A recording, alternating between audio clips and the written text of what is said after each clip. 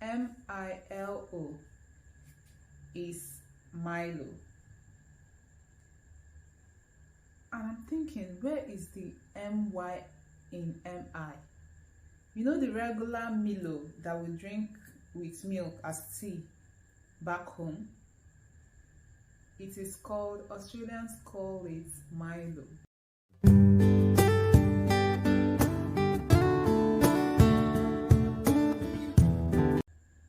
Hello everyone, welcome to my channel. If you're seeing this face for the first time, welcome. Please consider subscribing to my channel. My name is Success, and turn on the notification bell so that you get notified each time I upload new videos. If you're a returning subscriber, thank you so much. I appreciate you. It is your subscription, your likes, your shares on these videos. That is what keeps this family growing and rolling. Okay, so in this video I will be discussing with you, I'll be sharing with you all my own personal culture shock experience. This video is not intended to talk down on any culture or people's way of life. So as we all know that culture is a people's way of life, and every culture is unique and beautiful in its own way. So this is just me sharing my own personal culture experience. All right, so my first culture experience when I arrived in Australia is that Australia is a very laid-back lifestyle society. Yes, in Australia it is very quiet. Everybody minds their business. Everybody does their own things in their own way. Everyone minds their space. So for example, let me give you an example. When I arrived in Australia, unlike back home where you will see a new person and everyone is inquisitive to know who this person is, where they are coming from, and everything about them, it's not like that here. Everyone minds their business. You can have a neighbor for 5-6 years and the only thing you say to each other is hello and hi. That's if it ever happens. Yes, so back home you see people coming to knock on your door just to know how you are doing, just to know where you're coming from. They introduce themselves to you, introduce their family to you, tell you to look at their kids, that you should feel free to hang around and come over to visit them. You have a neighbor, and even though you might be sharing a fence, people will tell you, you might once in a while stand over the fence and have a chit chat. Your neighbor might even tell you to that they are traveling and you should look after their space and their house for them and give you their number. But here everyone is in their own corner, everyone is minding their business, which is very beautiful. I appreciate that. It doesn't put you in a space where you would start sharing what you do not want other people to know about you. It is what it is, and I appreciate it. My second culture shock is the usage of slang. Australians speak very fast and they use slangs a lot. So an example of the slangs they use is they call breakfast breaky, cup of tea copper, they call avocado avo, afternoon avo, short break smoko. Like when I heard smoke, I'm like, smoking? You're going to smoke? Yeah, so what's like whinging? Whinging means someone who is complaining a lot, someone who is complaining. The other one too is, there are lots of them which I'm getting used to. The other one too is cranky, when someone is being stubborn or angry. So yeah, this makes them very unique. And you see someone coming to talk to you, someone who obviously knows you're new and you're not an Australian originally and would not even understand those slangs. Someone comes and speaks to you with those slangs and not even explaining what those things mean and expects you to understand. It was very difficult and challenging, but I'm getting used to it, and I think it's no longer a challenge now. So it was very shocking to me. Yeah. And the third culture shock was asking for direction. You know how, this concept of asking for direction back home, if you're going to if you're trying to locate a place that you've never been to, you approach someone. Hello, good afternoon ma, good afternoon sir, excuse me sir, please, I'm trying to locate GTB in Umuahia. Let's say you're in Umuahia. I'm trying to locate GTB at FMC. Please, how do I get there? You see someone telling you, just walk straight down. When you get to a blue building that has a signpost written electrician, when you get there, there's a roundabout there. Don't go left though. Take your right. When you turn right, you see one lock-up shop there that is painted yellow. Walk small. When you walk down a bit, you now see a red flag with a red building. The building is red though, and their signpost is red, so that's GTB. And honestly, if you follow that direction, you will get to your destination and you will not miss your route. But here, the direction seeking and the direction is different. You see someone, you ask for, let's say you get into a university building and you go to the admin block or the reception, and you say you want to go to faculty of engineering block.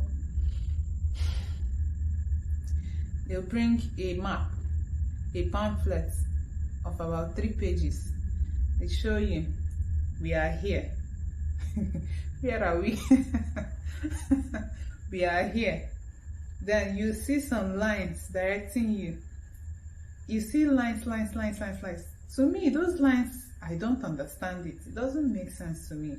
Like, I'm not saying that the direction doesn't make sense, but to me, compared to what I have and what I've been used to, it doesn't make sense to me. Like, that direction, oh my goodness, I can't deal. Like, I'm still having difficulty with that thing till now. It is a very, very big culture shock to me. Like, it's very beautiful. Anyone who can use it very easily, it is absolutely perfect. So yeah. So my fourth culture shock is the use of the coffee culture here in Australia. Coffee culture and smoking. Back home, the only time you use coffee is when you want to stay awake for something very important. Most times reading or studying for an exam. In uni, when you want to do TDB, if you can relate to this abbreviation TDB, comment in the comment section, okay? Like, that is the only time you get to drink coffee, which is very, very rare. But here, you come to work as early as 6 o'clock, your colleagues are having cups of coffee, and even while at work during break times, they go to have coffee. And yeah, it's a culture here, and it's very shocking to me, And the other thing too is smoking, the habit of smoking and the smoking culture here. Back home, smoking has this deviant attachment to it. Yeah, people who smoke try to hide away, don't let people know that they are smoking. Some people take sweets and stuff to take away the smell from their mouth, use perfumes and all of that stuff.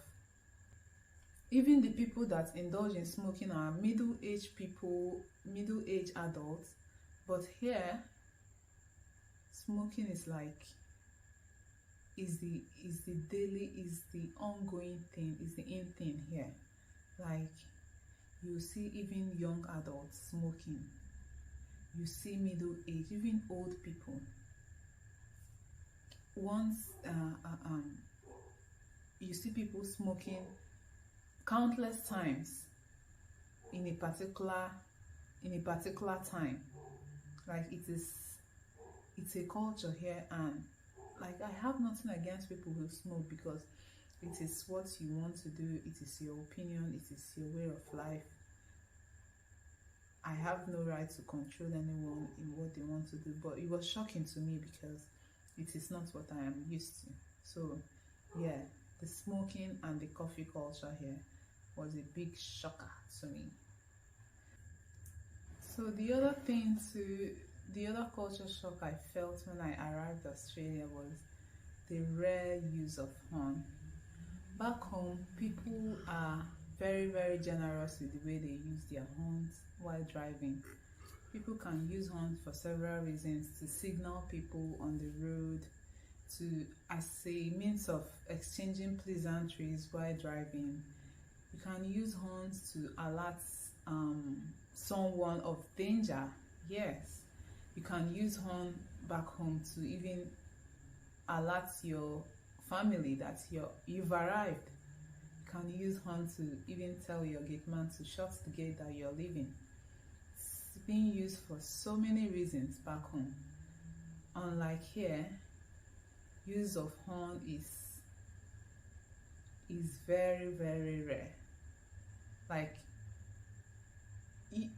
okay, the only time I can remember, the ways that horns are being used here is when someone is driving the wrong thing, when someone is trying to put you into trouble, or while driving, or you yourself is driving the wrong thing and you hear someone horn at you. A typical example is when I was driving and I was approaching a built-up area, I saw this group of young people trying to walk into the road. There was no zebra crossing there anyways. Yeah. But I had to use my horn to remind these people that, man, your girl is approaching. Okay? When I used the horn, I could see the air change, the scenario change. People were like startled. What's the problem? What's happening? Like, I felt bad that I did use that horn because I felt I had scared people with it. Yeah, I know that when you're driving, when you get to a zebra crossing, but the right thing is when people are walking and they are trying to use the zebra crossing, to use the horn because they are doing the right thing. Everyone knows what to do at the right time. Everyone obeys the road signs and all, so there is no need to use horns here. If you are approaching a zebra crossing and someone is crossing, you just stop for the person walks by and you continue your driving. So the rare use of horn here was a big shock to me. Yes. And the sixth one is calling elderly people by their name. So it was a big shock to me. You see someone who is obviously older than you, someone who could be your grandmother or grandfather by age, or even your mother or father, and you're expected to address that person by their first name.